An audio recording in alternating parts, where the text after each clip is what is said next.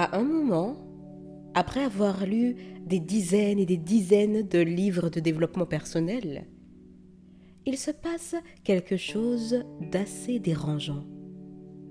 On commence à reconnaître les mêmes idées, les mêmes mécanismes, les mêmes vérités. Des vérités qui diffèrent seulement dans la façon dont ils sont avancés.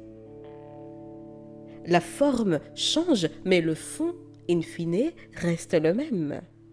Et alors, on se demande, mais si tout le monde dit plus ou moins la même chose, pourquoi si peu de personnes changent réellement? Et là, on se rend compte que ce n'est pas un problème de manque d'information, puisque l'information est là. Ce n'est pas un manque d'intelligence, puisque vous êtes intelligente. Et ce n'est pas un manque de volonté, puisque j'imagine que si vous suivez Imposez-vous, ou si vous avez cliqué par hasard sur cette vidéo, c'est qu'il y a quand même chez vous une forme de volonté. On se rend compte que le problème, c'est souvent une mécanique intérieure mal comprise. Pendant longtemps, je pensais que si je comprenais mieux, j'irais mieux. Alors, j'ai lu. Presque de manière compulsive.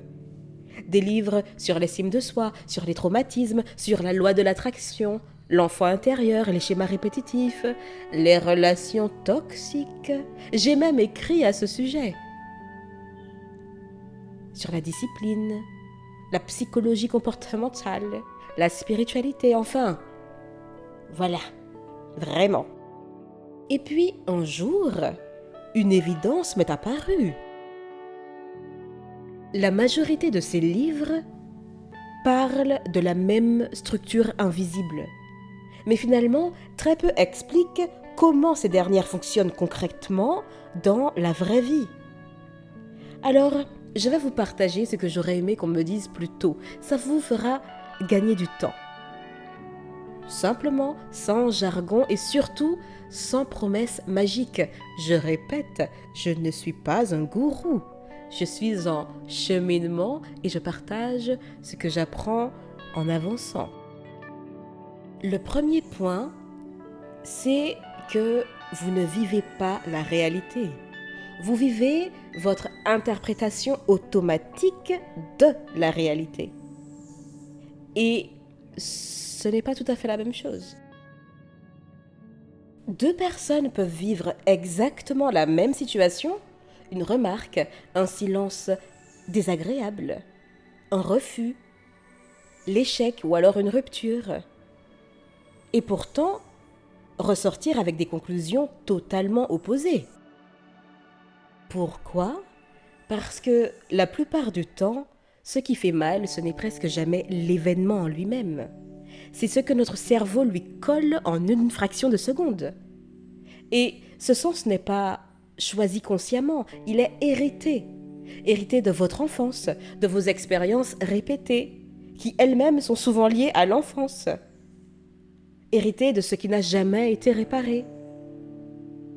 Hérité de ce que vous avez dû comprendre trop tôt pour survivre émotionnellement. Par exemple, quelqu'un ne vous répond pas pendant plusieurs heures. Vous envoyez un WhatsApp et la personne ne répond pas. Option A, vous vous dites « Oh, il est occupé, on verra plus tard ». Ou option B, vous paniquez et vous vous dites « Oh, j'ai fait quelque chose de mal, oh là là, je compte moins, oh peut-être que je dérange ». Même situation, mais deux mondes intérieurs totalement différents.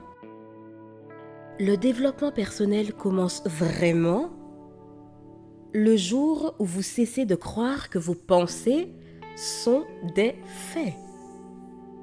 Vos pensées sont des pensées. Point. La deuxième grande base qu'on retrouve presque partout, c'est que le cerveau cherche la cohérence et pas le bonheur en soi. Et ça, très peu de gens l'intègrent vraiment. Notre cerveau préfère une souffrance connue, un inconfort familier, une identité douloureuse mais stable, plutôt qu'un inconnu émotionnel. Et c'est souvent pour cette raison que vous retournez vers des relations qui vous blessent. Vous sabotez ce qui commence à bien fonctionner. Clin d'œil, clin d'œil. Vous procrastinez au moment précis où ça pourrait marcher. Et ce n'est pas parce que vous êtes cassé, mais parce que changer remet en question qui vous êtes. Et notre ego déteste ça. Ego dans le sens psychologique, pas spirituel. Changer, ce n'est pas juste faire autrement. C'est risquer de ne plus savoir qui on est pendant un moment. Et le cerveau déteste le vide identitaire. D'ailleurs, il y a une vidéo qui arrive qui parle de ce sujet. Troisième point essentiel, les croyances limitantes ne sont pas des pensées négatives. Ce sont des conclusions logiques tirées à partir d'expériences émotionnelles répétées. Un enfant qui comprend « quand je parle, on ne m'écoute pas. Quand je montre mes émotions, je dérange. Quand je fais confiance, je suis déçu. » Cet enfant-là ne développe pas une croyance par faiblesse. Il développe une stratégie de survie. Et là, on voit bien que le problème, ce n'est pas tant la croyance.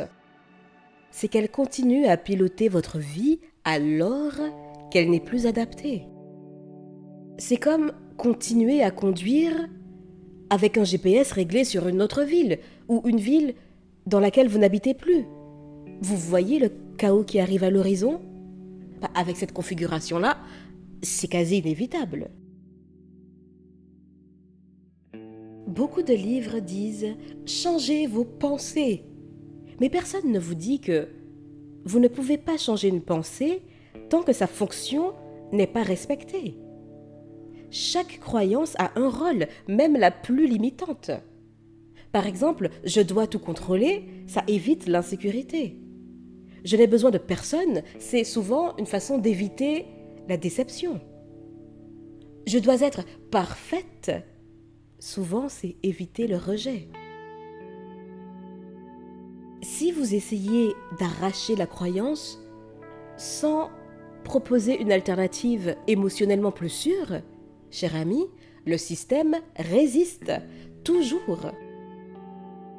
Un autre pilier que j'ai retrouvé un peu partout, c'est que ce que vous n'exprimez pas s'imprime.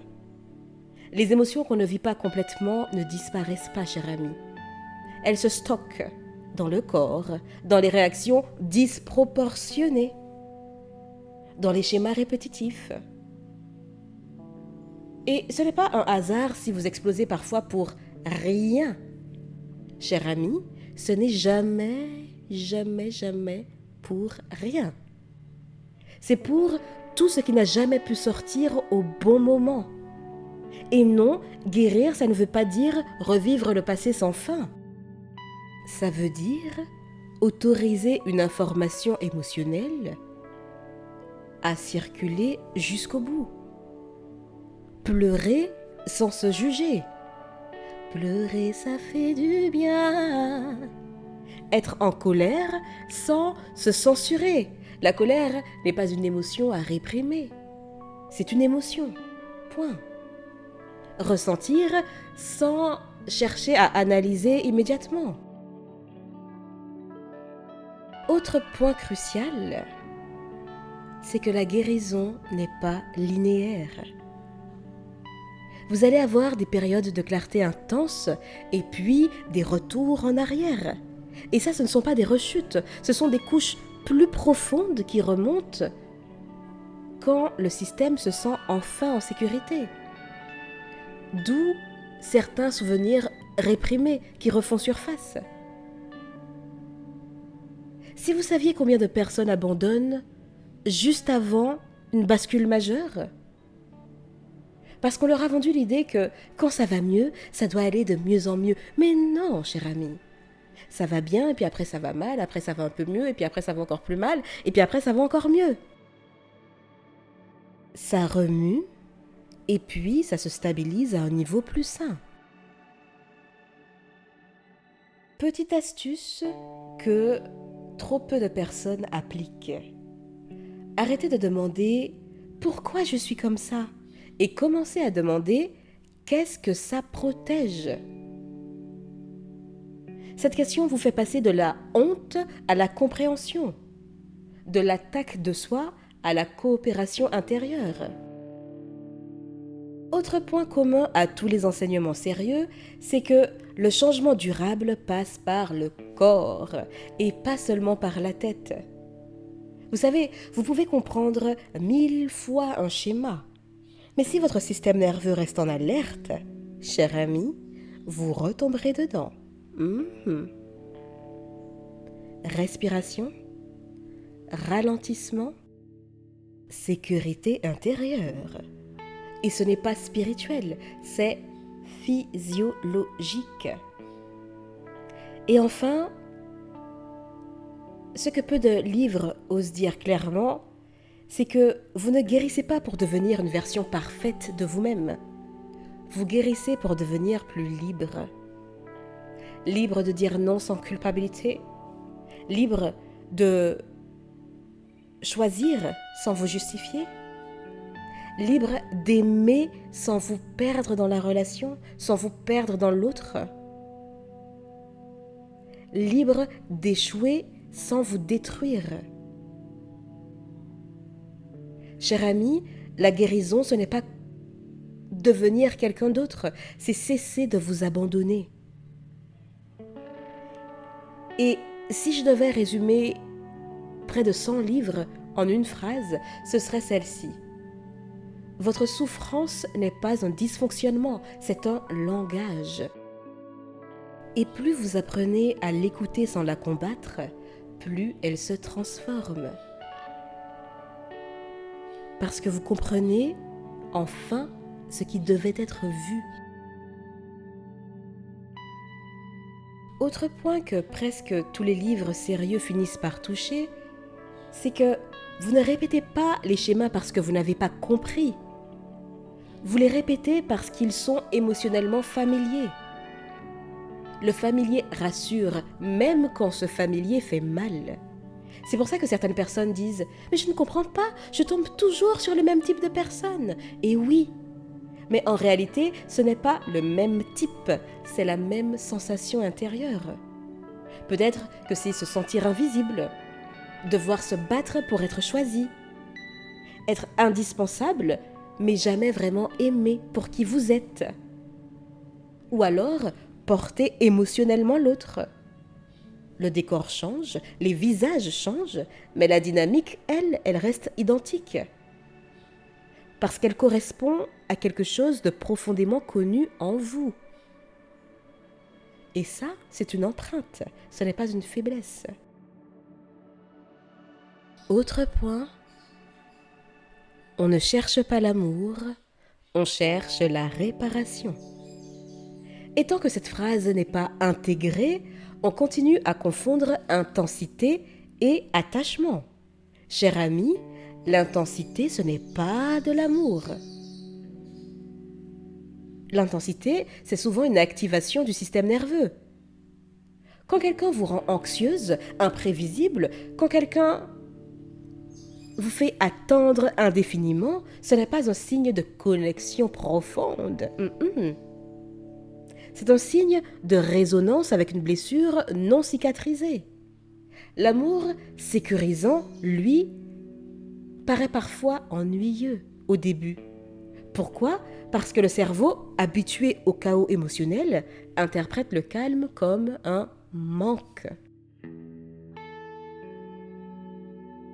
On parle aussi beaucoup d'amour de soi, mais finalement, peu expliquent ce que ça veut dire. S'aimer, ce n'est pas se regarder dans le miroir en répétant des phrases quand tout va bien, même si les affirmations peuvent être d'un grand soutien. S'aimer, c'est cesser de se faire violence intérieurement quand ça ne va pas. C'est arrêter de se dire « Oh, je suis nulle, je devrais déjà avoir passé ça. Oh, il y a un truc qui cloche chez moi. » Et c'est commencer à se dire, ok, quelque chose en moi souffre, je vais l'écouter. Si je réagis comme ça, c'est qu'il y a une raison. Je n'ai pas besoin de me réparer pour mériter. Le cerveau apprend par répétition émotionnelle et non pas par la logique. Vous pouvez expliquer 1000 fois que vous êtes en sécurité. Si votre corps ne le ressent pas, cher ami, ça ne s'imprimera pas. Et c'est pour ça que les vraies transformations, celles qui durent dans le temps, elles prennent du temps. Parce que le système nerveux a besoin de preuves répétées, pas de concepts théoriques. Par exemple, quelqu'un qui a appris que s'exprimer était un danger ne va pas se sentir libre de parler juste parce qu'il a compris d'où ça vient. Il va se sentir libre après avoir vécu plusieurs expériences où il s'exprime et où rien de grave ne se produit. C'est ça la reprogrammation réelle. Voilà pourquoi il ne faut pas attendre d'être prête ou d'avoir suffisamment confiance en soi pour agir. Faites, la confiance viendra après, d'elle-même. Presque tous les livres mentionnent directement ou indirectement l'échec. Alors, parlons de l'échec. L'échec ne fait pas peur en soi. Ce qui fait peur, c'est ce que l'échec va confirmer à l'intérieur. Pour certains, l'échec dit « je ne suis pas capable, je ne mérite pas ça, je vais être abandonné ». Alors, inconsciemment, ils évitent de réussir autant que d'échouer. Ils restent dans une zone intermédiaire, floue, frustrante, mais connue. Vous vous rappelez au début, je disais que le cerveau aime la cohérence, le familier. Et souvent, ces personnes pensent qu'elles manquent de discipline. Mes chers amis, non, non. Ce dont elles manquent, c'est la sécurité émotionnelle face aux conséquences du succès ou de l'échec, parce que la peur de réussir est une réalité. Autre point essentiel que j'ai appris, la procrastination n'est presque jamais un problème d'organisation. Vous avez déjà eu affaire à ces personnes qui sont constamment en retard, mais tout le temps, littéralement, quel que soit le rendez-vous. Souvent, c'est un problème de relation à soi-même. On procrastine quand la tâche active une peur, quand la réussite menace une identité. On procrastine quand l'échec active une vieille honte. Et tant que vous continuez à vous battre contre la procrastination, comme contre un ennemi, cher ami, vous perdrez. La vraie question, c'est toujours « qu'est-ce que je risque émotionnellement si je fais ça ?»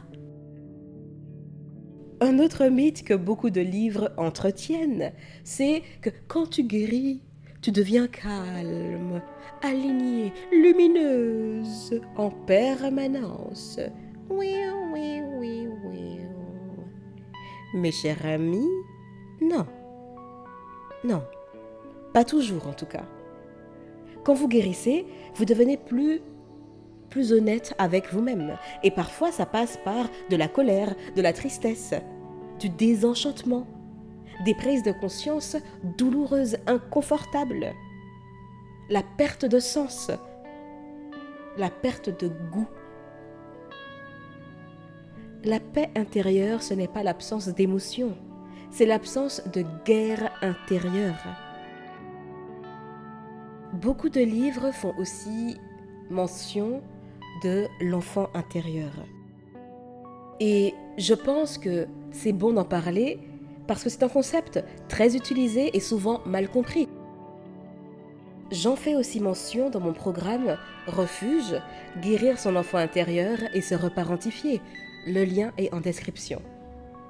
L'enfant intérieur, ce n'est pas un petit être fragile à cajoler en permanence. C'est la partie de vous qui a dû s'adapter trop tôt. celle qui a appris à se taire, à être forte, à être utile, à deviner les humeurs. Cette partie de vous qui a appris à ne pas déranger. Guérir, ce n'est pas redevenir enfant. C'est cesser de demander à cette partie de vous de continuer à gérer votre vie d'adulte. Cher ami, vous ne pouvez pas guérir dans le même environnement qui vous rend malade. Et ce, que ce soit une relation, un travail, une dynamique familiale ou alors un rôle que vous jouez depuis trop longtemps. Et parfois, la guérison commence par un deuil. Le deuil de ce que vous espériez, de ce que vous auriez voulu recevoir. Cher ami, soyons honnêtes. On ne guérit pas sans renoncer à certaines illusions. Autre socle universel, le corps parle toujours avant l'esprit. Oui, oui, oui, et 3 fois oui. Fatigue chronique, tension, maladie psychosomatique, épuisement émotionnel. Ce ne sont pas des pannes, ce sont des messages. Et plus vous ignorez les signaux faibles, plus le corps parlera fort. Cher ami, prêtez l'oreille, prêtez l'oreille. Écoutez les signaux faibles, n'attendez pas que le corps se mette à parler plus fort. Vraiment, vraiment. Beaucoup de personnes cherchent la guérison comme une destination. Mais la guérison, c'est plutôt une nouvelle manière de se traiter au quotidien. C'est un peu comme le sport. On ne va pas à la salle pour atteindre sa forme idéale et puis basta, finitos, finitos. Non, non, non. Ça doit faire partie de votre style de vie. C'est s'arrêter plus tôt, poser des limites plus vite, se croire davantage, se trahir un peu moins. Cher ami, vous n'êtes pas en retard. Vous êtes en chemin. Votre rythme est bon. Vos résistances ont une histoire. Elles ne viennent pas de nulle part. Votre lenteur protège quelque chose. Et le jour où vous cessez de vous battre contre vous-même, le changement devient enfin possible. Parce que vous respectez. Je vous dis à bientôt et d'ici là, imposez-vous.